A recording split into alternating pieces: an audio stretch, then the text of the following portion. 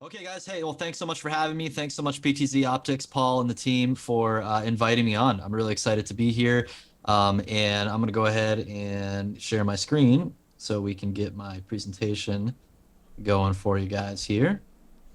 Let's see, share screen, share, and then let's go ahead into get this presenter mode here. Present. All right, here we go. I'll dive in. I'm calling my presentation today the Worship Tech Stack. So if this sounds a little different or off, you'll understand in a few moments as I unpack it. My name is Jake Gosselin. I'm a dad and husband, founder of ChurchFront. Here's my family. Got four kids. We got one who's brand new, just a couple months old. So life is a blast here. We're based down here in Florida. And I've been a worship and production leader for a long time. And then for the past 6, 7 years, been building ChurchFront, which is an online resource that's all about equipping the local church and specifically worship and production ministries. You see a picture of one of our team members, Luke. We have another team member, Adam, and then Eric, and then Matt. So there's about five of us now who are working on the team. And ChurchFront creates media. So maybe you might have seen some of our YouTube videos before.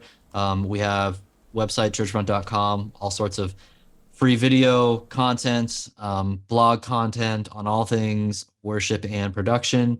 And we do consulting for churches. We also have integration services. So like some of our team members are at a church in Atlanta right now doing some install with some AVL out of work at a church there. We got online courses as well.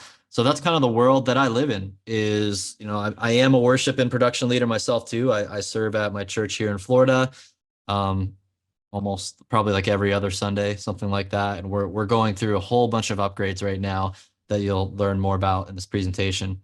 So the worship tech stack, what do I mean by that?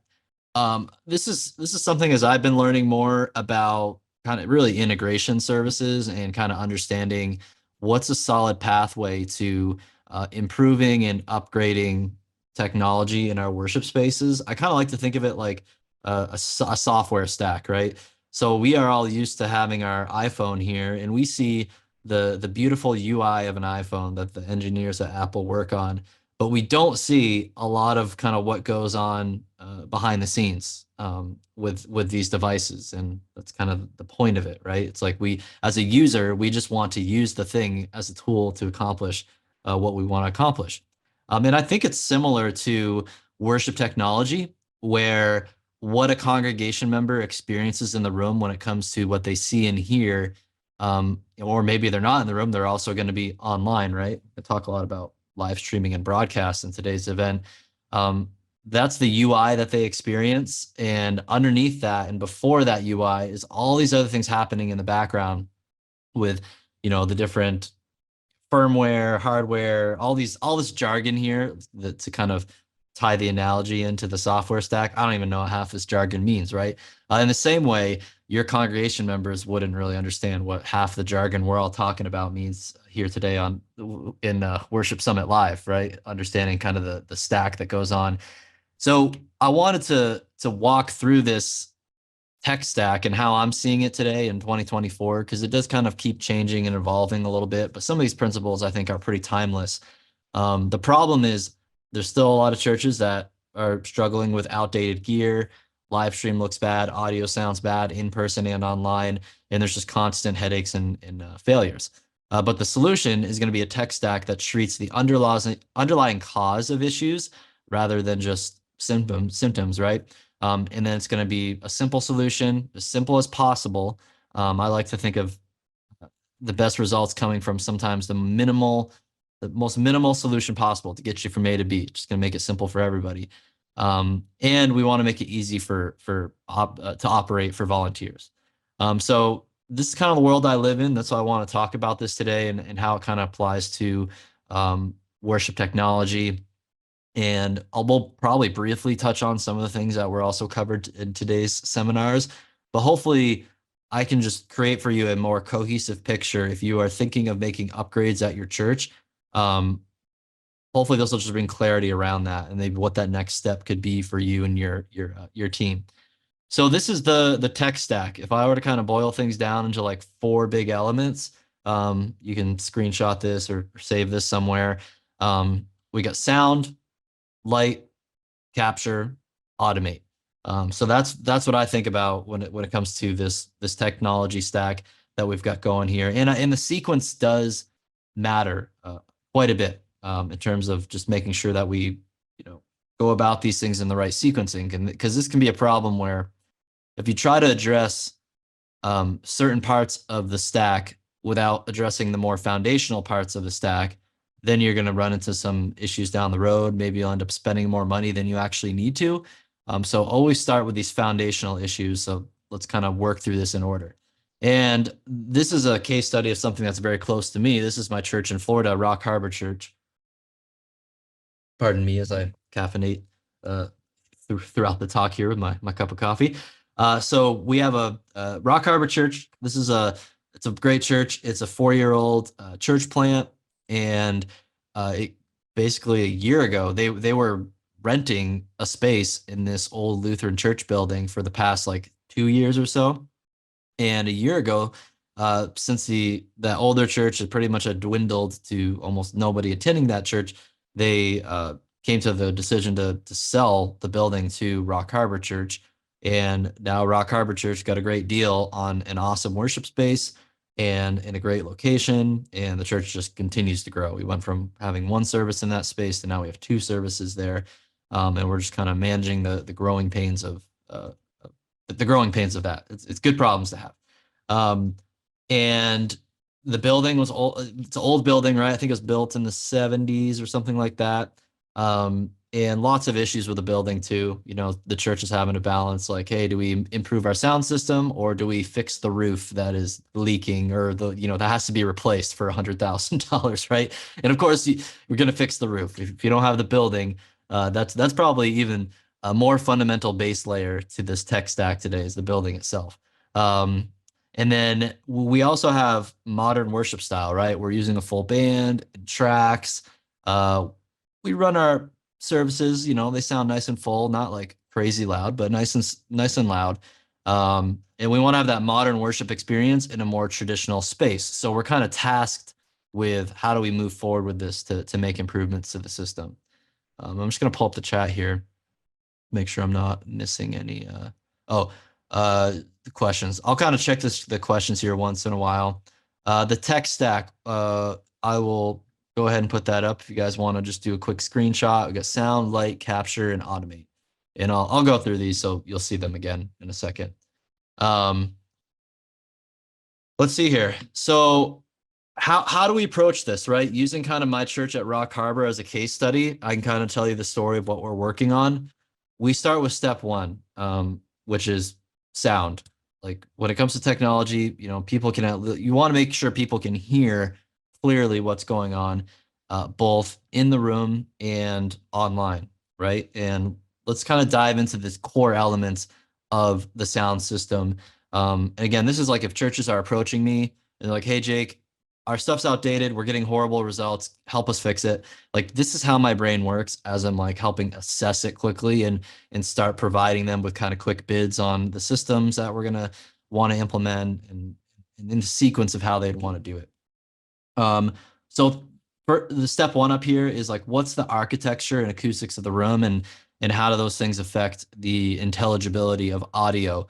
Our space being a traditional space, high ceilings, very reflective walls, made for a choir and organ, just no intelligibility. It's very hard for people to understand what's being preached, what's being said, makes mixing a band very difficult. So I don't care how fancy your speaker system is or your mixing console is, when the architecture of the room is working against you, you're going to have issues still. So that's why this is something you want to fix first. Because if you fix this first, you are then going to be able to get away with using maybe some more inferior tools later on with your PA speakers, with your mixing console. We're using very budget-friendly tools when it comes to that part of the system, but it sounds pretty great because we addressed the more core issue that was causing problems, which was the acoustics of the room. Number two, what's the current state of the PA speakers, amplifiers, and the processor that's sending the right signal to the speakers? That's kind of the next step in the important chain of your audio, kind of reverse engineering back to your mixing console and things like that. But just assessing, like, are these the right speakers for the room? Are they getting adequate coverage? And can everybody hear as clearly as they should from the PA system in every single seat around the room? Then audio routing infrastructure. How are we getting audio signal to and from the stage to our mixing console, and then other places around the room to our broadcast mix, our video switcher or our encoder or software, whatever we're using there? How are we getting audio around? And then how do we think about monitoring too? How's our band going to hear themselves? That kind of all falls in my mind. All that kind of falls under the realm of audio routing, because that's essentially what an in-ear monitor system is for a band. It's just a way to get audio to the right people so they can hear what's going on, and it's very specific audio to them. Then we have the mixing console. So,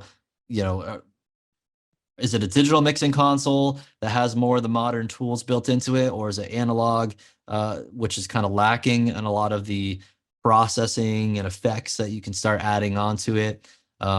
What's the channel count that you need? How many buses do you need for mixing and processing? How many matrices would you need on a mixing console?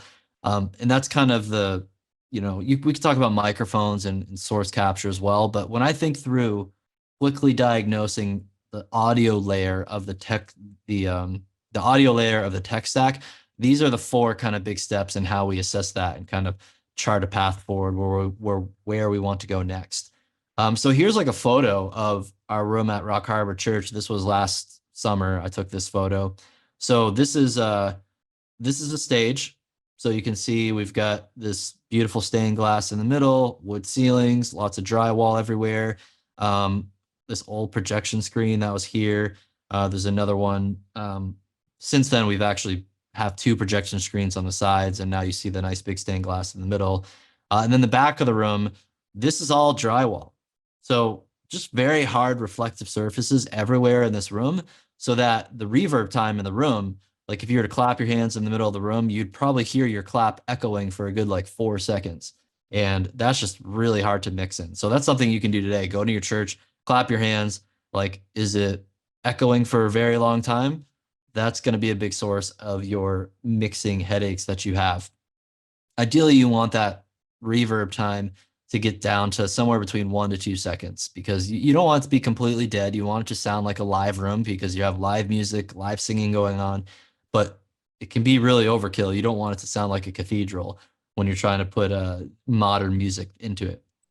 So our first step was to install acoustic treatment panels at the church. So you can see we have these panels that are now adding absorption around the room, mainly on the back wall of the room and then on the front of the room.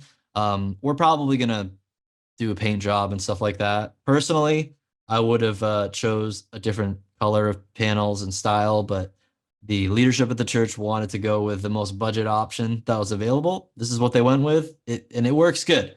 But what's cool about acoustic treatment these days, especially with Prime Acoustic, which are the panels we work with, is there's lots of great aesthetic solutions there that just look phenomenal. And that just made a huge difference. Putting the acoustic panels up, now we're still using an X32 console. We're still using these speakers on sticks here that you can kind of see. This little, I think they're JBL speakers and subs. We're not getting great coverage, but I'm glad we solved the acoustic issue before we go on to upgrading our PA system. I want to get a Fulcrum PA system installed in here that has way better coverage in kind of our semicircular room. It's going to sound amazing, but it's only going to sound amazing because we fixed the acoustics issues first.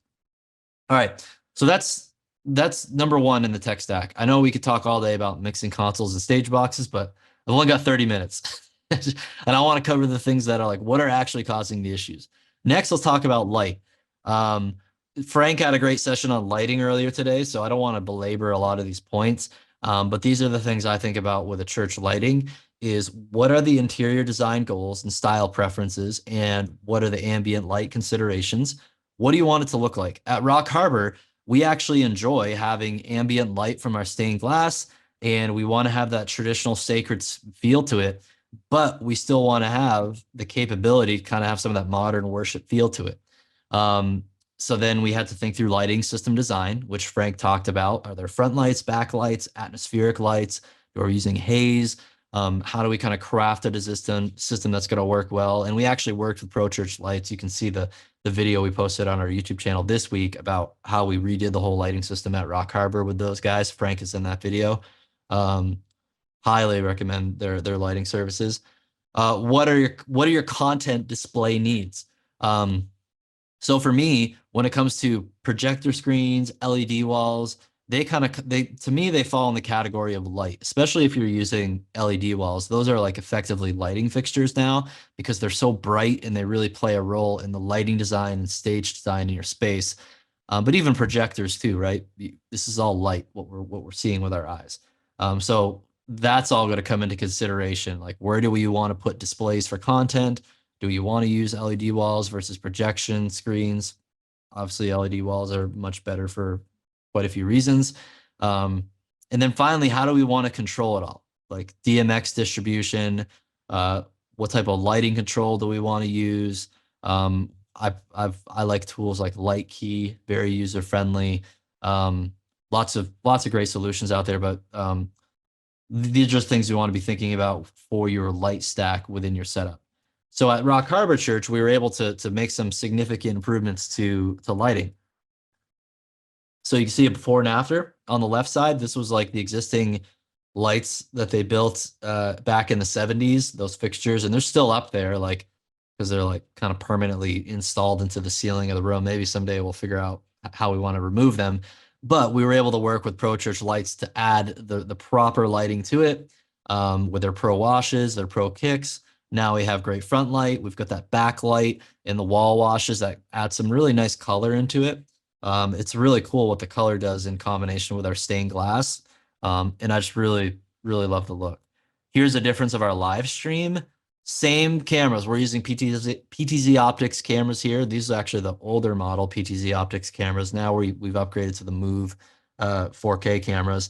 But big difference in just the clarity of our live stream, having adequate front lighting, great back lighting. We've got the color now.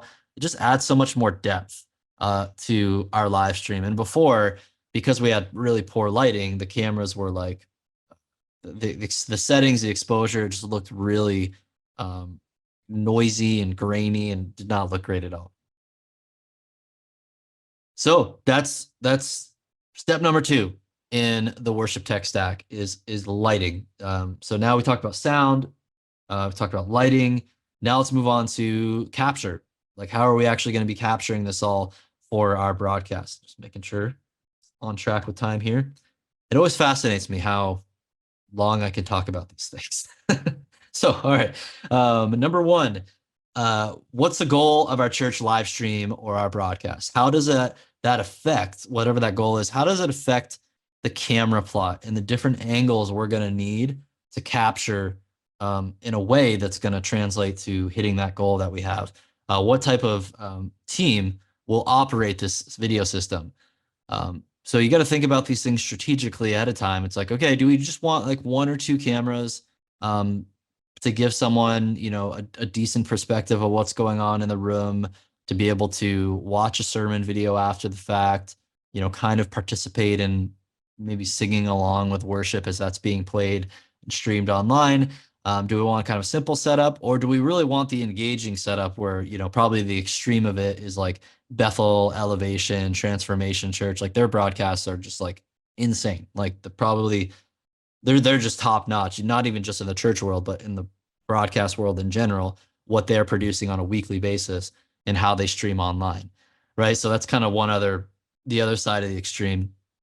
So you just gotta decide, like, this is like leadership, theological, ministry, philosophy questions, because obviously the more complicated you want to get, the more resources and investment it's going to take to get there, more team members it's going to take to get there. Because remember, a lot of these cameras too, there's a lot of great cameras out there, but a lot of them will require manual operation. So you got to think about that. How will we route and switch video around the church? How many unique video mixes are we going to need? Another important thing, before you just dive into like buying a bunch of cameras, you got to think about, okay, how am I getting these video signals to and from stage or wherever the camera is in the room to the place where that camera feed is going to be switched, it's going to be mixed. And then where does it need to go to? Like what, obviously we want to go on, send it online, but we want to have flexibility in how we send video signals to the screens in the room, maybe to the lobby. How do we integrate that with, tools like our presentation software like ProPresenter? Lots of considerations there, and you just want to make sure you have the right video routing solution. It's similar to how you have to have the right audio routing solution as well. And then how do we, or do we need to buy more television style cameras or cinematic cameras based on the style that we're going for? Do we want it to feel like a television broadcast, or do we want to feel more like it's a cinematic production? What are the publishing and capture destinations? And what are the post-production workflows? Like, okay, we stream the service, but then what do we want to do with the content afterwards? Like, does it just do we want it to automatically go live in like a video library on the website? Are we just going to leave it on YouTube? Are we going to use these new AI tools to start, creating clips of sermons for our social media posts? So much to consider there. So you've got PTZOptics cameras. We're using this setup here at Rock Harbor Church right now.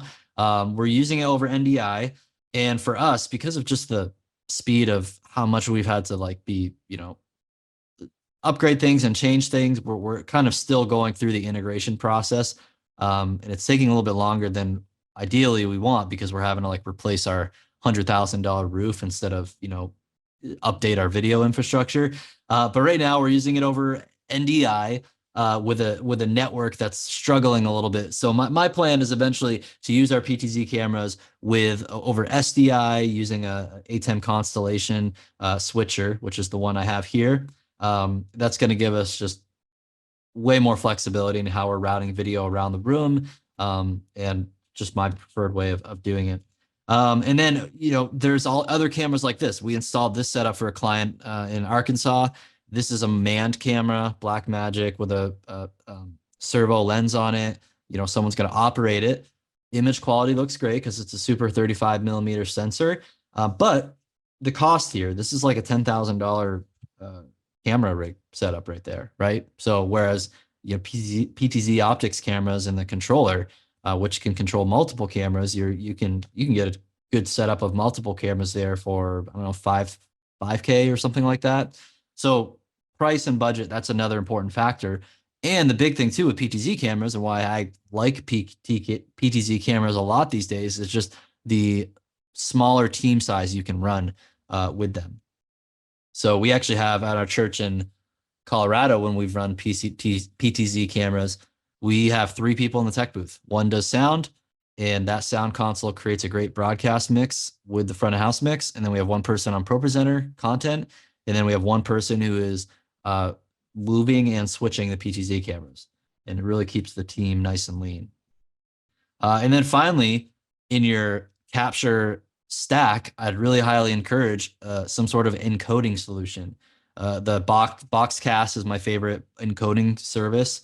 And they've got the BoxCast Spark is this new encoder they just came out with. And basically what this does is it's a nice little compact computer that automatically sends your live stream video feed to the different social media destinations or your website. It just does it in a way that looks and sounds great. It's very reliable and it's automated. So it turns on and off when it's supposed to. Nobody has to worry about, clicking on go live or something like that. So that's the capture layer of the software stack. Got 5 more minutes. Okay, let's talk about automation.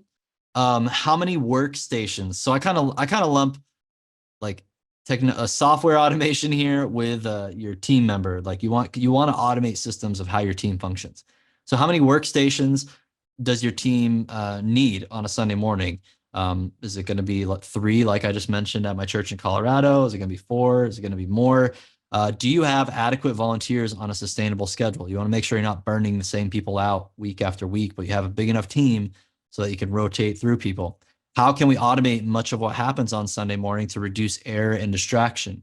You can automate things like lyric slides, lighting cues, when your live stream starts and stops. It can really solve a lot of headaches because these are just repeatable things that happen at the same time. Why have someone, have to worry about clicking a button if the software can take care of it? What standard operating procedures are in place to ensure smooth and enjoyable experiences for everybody? Whether it's operating the Sunday morning and executing it, or whether it's onboarding someone. Having checklists at every workstation, just so when someone shows up, they have a checklist of how to fire up a system, how to fire it down, important things to remember as they're operating it. There's so many ways you can develop these standard operating procedures and customize that to your liking. How can we leverage the power of tools like artificial intelligence for post-production and distribution? I use these tools a lot for ChurchFront because we're a media company getting content out all the time.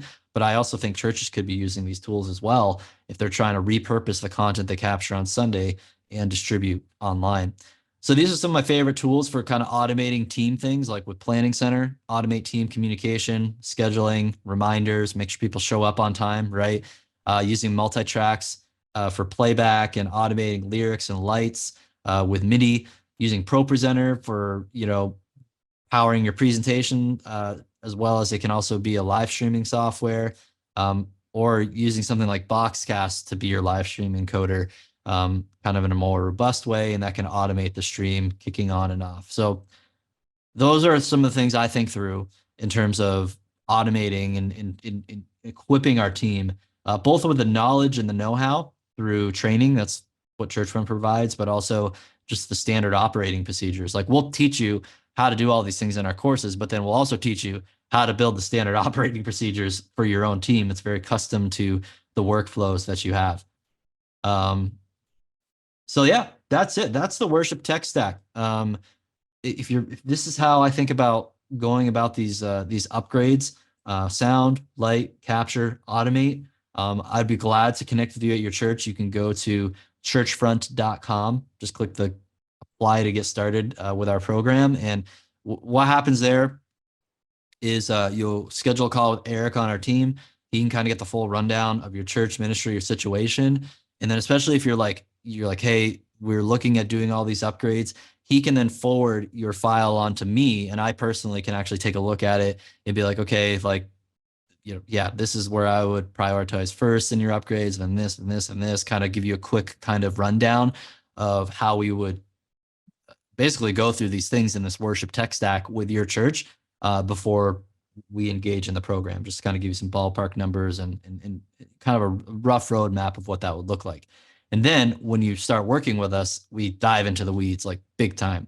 And that's why we're a little bit unconventional of an integrator. We really want to dive into the weeds and get to know your ministry and maximize what you already have, instead of just being like, oh yeah, here's a bid on a new PA, here's a bid on this, here's a bid on that. Like that, I think there's it's unfortunate. There's a lot of money that's being wasted on equipment and gear because not enough time is put into the more design consulting side of things with churches. So that's what we're all about.